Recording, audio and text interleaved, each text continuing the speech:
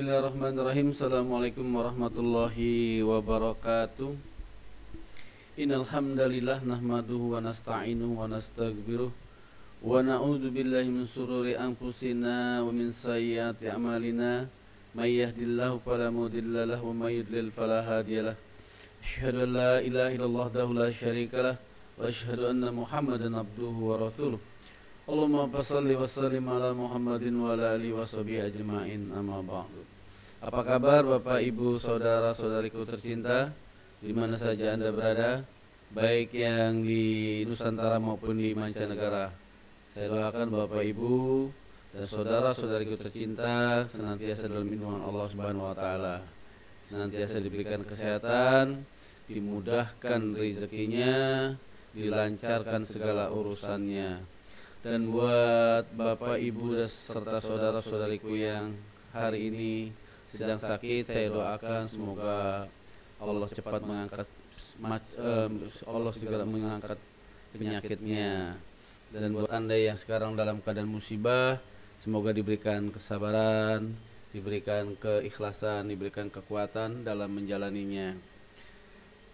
Baiklah Bapak Ibu saudara-saudariku sekalian, pada kesempatan kali ini izinkan saya ingin menjelaskan tentang masalah tuduhan glorifikasi terhadap Saipul Jamil dan juga tuduhan terhadap Saipul Jamil sebagai pedofil dan juga predator, sebagaimana yang ramai dibincangkan di media-media massa. Ya, mungkin kita di sini kita akan sampaikan juga tentang pendapat-pendapat orang yang menolak atau yang menuduh kepada Saipul Jamil telah melakukan glorifikasi dan juga menuduh bahwa Saipul Jamil pedofil dan juga predator. Kita akan bahas ya di video kali ini. Seperti apa keadaannya? Yuk kita ikuti. Check it out. Ke informasi lainnya, pemirsa, rencana Saipul Jamil untuk kembali ke dunia hiburan mendapat penolakan dari sejumlah kalangan. Kalangan yang kontra ini membuat petisi untuk memboikot Saipul Jamil yang ditujukan kepada Komisi Penyiaran Indonesia. Berikut penelusuran reporter Maria Asegaf dan juga juru kamera Junaidi. Pedangdut tanah air Saipul Jamil bebas sudah menghirup udara bebas pada 2 September 2021 lalu setelah 5 tahun mendekam di Lapas Cipinang Jakarta Utara mempertanggungjawabkan perbuatannya atas kasus seksual terhadap anak di bawah umur dan juga menyuap panitera. Namun ternyata kebebasan dari Saipul Jamil memunculkan kontroversi. Paling tidak dari penelusuran kami ada 2 petisi daring yang dibuat, yaitu salah satunya adalah petisi daring memboikot Saipul Jamil yang muncul kembali ke dunia hiburan yang dibuat oleh Let's Talk and Enjoy, ditujukan kepada Komisi Penyiaran Indonesia atau KPI. Dan yang kedua adalah petisi daring boikot Saipul Jamil di dunia maya yang dibuat oleh Eri Wahyuni, ditujukan kepada media, televisi dan juga YouTuber dengan angka penandatanganan yang juga sudah cukup tinggi. Kita akan lihat hingga hari ini paling tidak boikot Saipul Jamil yang dibuat oleh Ari Wahyuni ini sudah mendapatkan dukungan atau tanda tangan mencapai 1.444 pendukung dan hari ini petisinya sudah ditutup. Yang kedua adalah petisi boikot Saipul Jamil, mantan narapidana pedofilia yang tampil di televisi nasional dan YouTube yang hingga saat ini sudah mencapai 371.677 tanda tangan dari masyarakat luas. Nah, bagaimana dengan Anda? Apakah Anda termasuk orang yang setuju dengan aksi boikot ini? Dari Jakarta, Maria Asegaf, Junaidi Rahman, TV One mengabarkan. Oke, saya mau langsung lanjut ke Mas Soleh. Mas Soleh, kok tadi kita mendengar pernyataan yang disampaikan oleh Mbak Oriza dan juga Bang Amazon mengatakan bahwa ya dengan kemunculan Bang Saipul Jamil ini kemudian di layar kaca akan menimbulkan dampak negatif, traumatis terhadap korban pelecehan seksual. Ini seperti apa tanggapan dari pihak keluarga? Ya, alhamdulillah. Yang pertama saya luruskan lagi bahwa Saipul tidak tahu dia disambut akan seperti apa. Hingga kan dengar kalimat dia mau sini mau ziarah, kemudian dia mau ke laut, tapi dia nggak tahu laut mana, kan begitu kan? Dan lihat tuh betapa noraknya dia megang handphone. Dan dia berdiri itu disuruh sama wartawan. Kita mau pergi buru-buru, ditahan itu kan sama wartawan. Saiful suruh berdiri di itu, bilang, gimana Mbak Indah, ini saya nggak enak berdiri di mobil ini. Berdiri bang. Nah, Saifulnya nggak mau.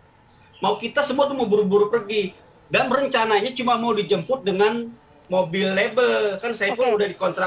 Mas Soleh, maaf saya potong. Ya. Maksud saya begini, tadi kan sudah dijelaskan itu mengenai glorifikasi ketika penyambutan setelah keluar dari lapas. Tapi menjadi pertanyaan saya, setelah keluar dari lapas, kemudian Bang Saiful Jamil ini kan muncul di salah satu stasiun TV. Nah, seperti apa tanggapan dari pihak keluarga? Karena tadi Mbak Oriza dan juga Bang Amazon mengatakan bahwa ini akan tahan dulu, akan berdampak terhadap psikologis kepribadian seksual. Kita nggak tahu. Ya begini, maaf ya. Saya konsultasi kemarin ke salah satu lawyer. Ya, kalau saya sebutin namanya Pak Rusdi Tahir, beliau mantan jaksa tinggi. Saya tanya Pak, saya bilang ini bagaimana nih dengan fenomena sekarang? Ternyata dia juga mengikuti perkembangannya.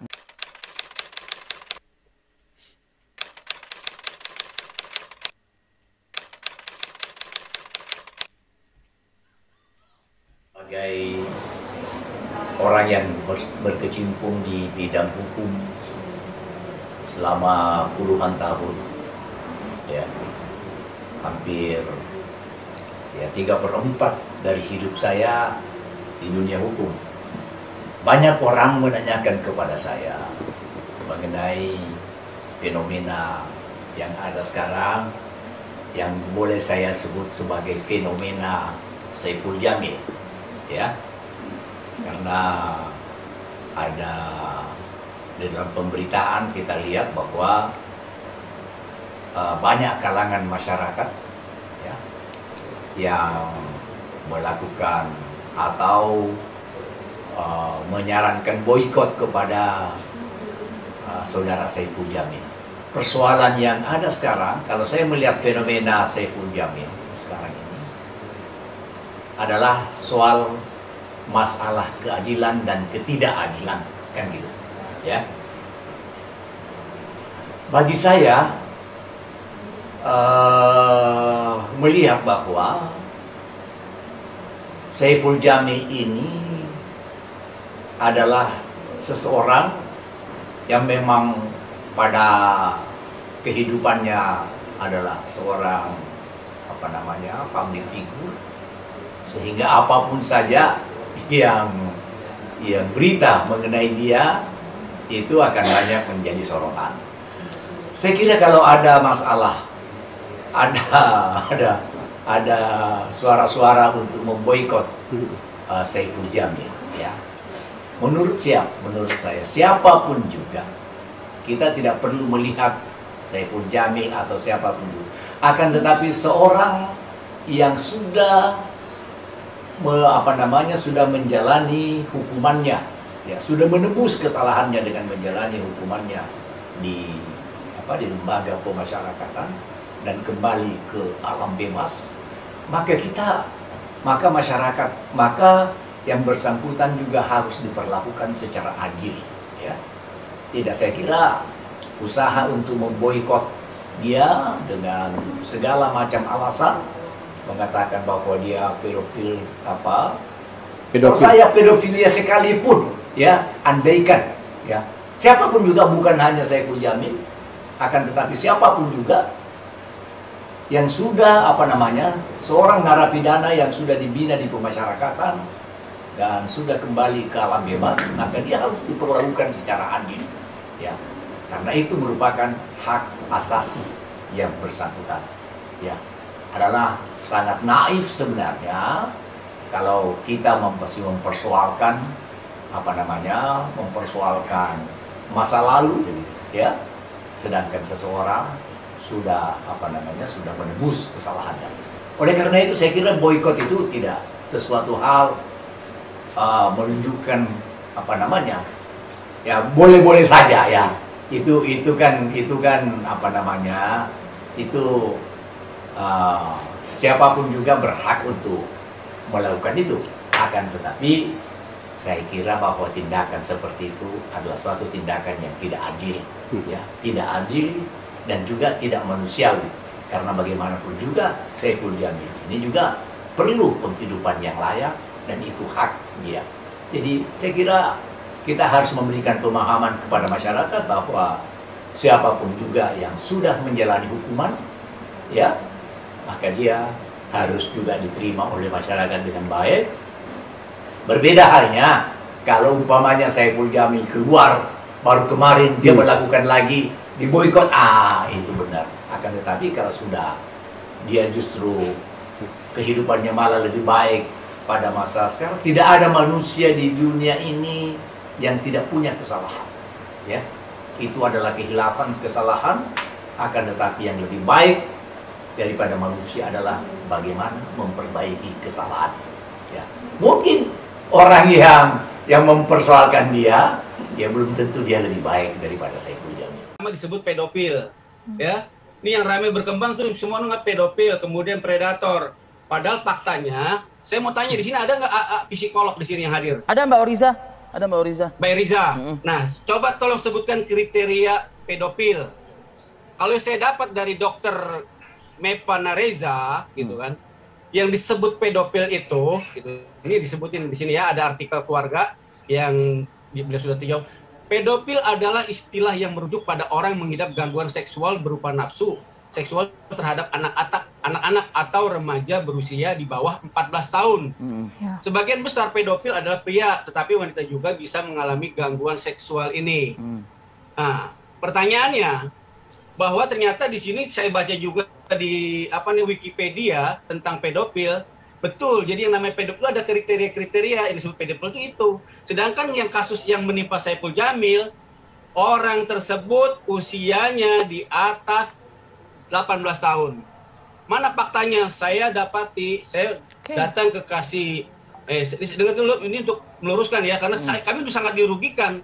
Ini sudah menimbulkan ujaran kebencian, ya, provokasi. Yang dimana awalnya aja tadi kan masalah persepsi Saiful Jamil disambut. Yang nyambut siapa? Kita mah biasa-biasa aja nyambutnya sama Saiful Jamil. Cuman itu kalung dari ibu angkatnya. Kalau mau konfirmasi silakan. Ya, beliau ada kantornya di Jalan Cipayung, pas depan makam makam Bambu Apus.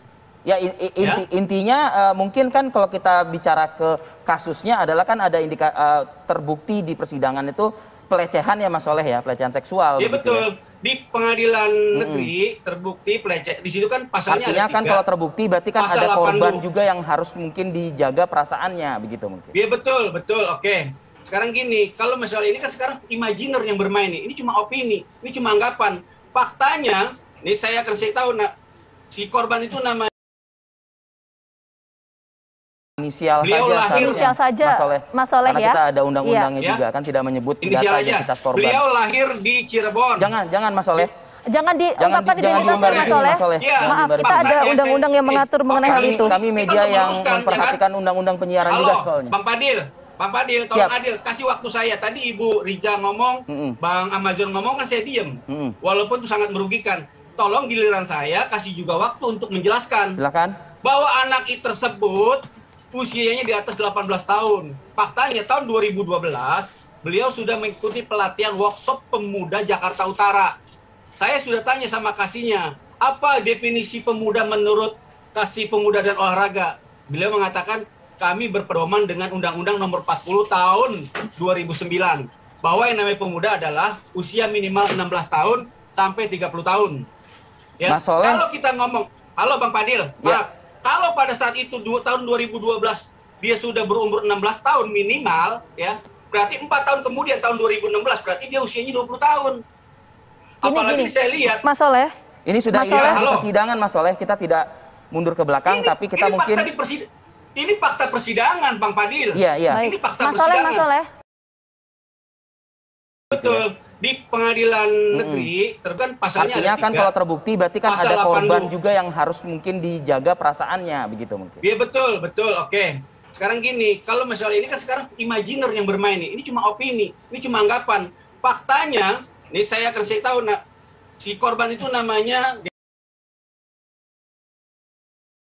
inisial saja, Mas Soleh karena ya. Kita ada undang-undangnya juga kan tidak menyebut data identitas korban. Beliau lahir.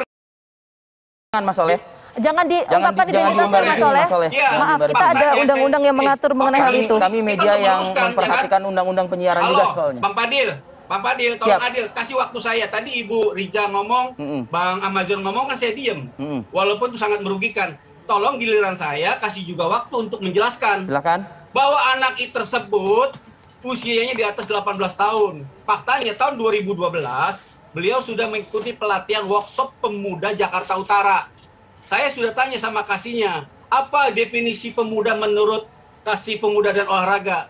Beliau mengatakan kami berpedoman dengan Undang-Undang Nomor 40 Tahun 2009 bahwa yang namanya pemuda adalah usia minimal 16 tahun sampai 30 tahun. Ya, Mas Soleh. kalau kita ngomong, halo Bang Fadil, maaf, kalau pada saat itu tahun 2012 dia sudah berumur 16 tahun minimal, ya, berarti 4 tahun kemudian tahun 2016 berarti dia usianya 20 tahun. Apalagi saya lihat, Mas Soleh. Ini sudah Mas Soleh. di persidangan, Mas Soleh. Kita tidak mundur ke belakang, tapi kita mungkin... Ini fakta persidangan, Bang Fadil. Iya, iya. Ini fakta Mas Soleh, persidangan. Mas Soleh, maaf saya potong. Ya. Gini, yang ingin saya minta tanggapan dari Mas Soleh seperti ini. Tadi kan ada anggapan, bahkan ada petisi dari sudah lebih dari 300.000 orang yang mengirimkan petisi itu kan bahwa mereka salah paham, sebentar Mas Soleh, sebentar. Kasih waktu saya dulu.